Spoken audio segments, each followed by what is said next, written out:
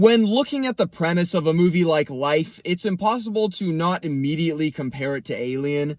That movie forever defined the alien horror subgenre, and Life is not even trying to step out of its shadow.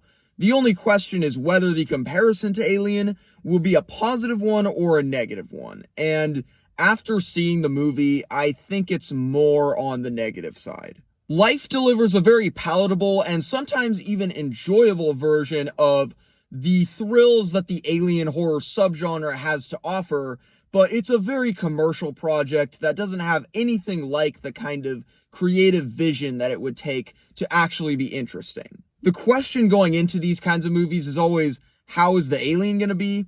And in this case, I guess the alien is fine. I mean, it's no xenomorph, and I'd say it even pales in comparison to the aliens in Prometheus, but as a sci-fi monster, it could have been worse. The premise of the movie is that a Mars rover finds the first instance of life outside of Earth, so it brings it back to the ISS so that a team of the most qualified scientists and astronauts can research it, and the sarcasm is thick in that sentence, as we will get into in a second. But once they begin researching the creature, it turns out to be a lot more powerful than they realized, and of course, it gets loose in the space station. Now, part of how the alien gets free might be due to its own intelligence, but it's also due in large part to the absolute stupidity of the people who are supposed to be containing it. Like, if these are the best that we as Earthlings could find to research and contain the first interplanetary life ever discovered, then I regret to inform y'all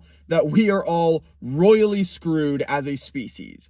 I'm sorry, I will never believe Ryan Reynolds as a competent scientist or researcher or astronaut. It just is not ever gonna work, and I think this movie should be Exhibit A as to why that is. But if the decisions these characters make leave me concerned for the fate of humanity, then the technology in this movie leaves me downright terrified. Like, apparently we can get a space station into orbit, but we can't get a button that can close all the vents in the lab at the same time. I guess the idea with making the characters unprofessional is that it's supposed to make them, like, more relatable or something, but the movie fails at that too. The most well-developed character in the movie is probably Jake Gyllenhaal's character, and even he leaves me kinda cold.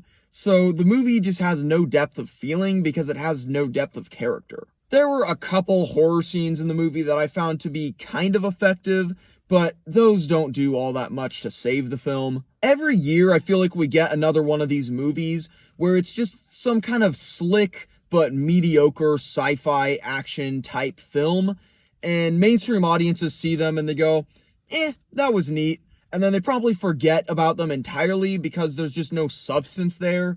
I strain to even recall any titles because I never see these kind of movies, and when I do, like with Life, it's just in one ear and out the other. Instead of being a creative, gritty, alien horror film like the movie it's obviously emulating, Life ends up turning out to be just another dumb and mediocre sci-fi flick. In my opinion, it's a 5 out of 10.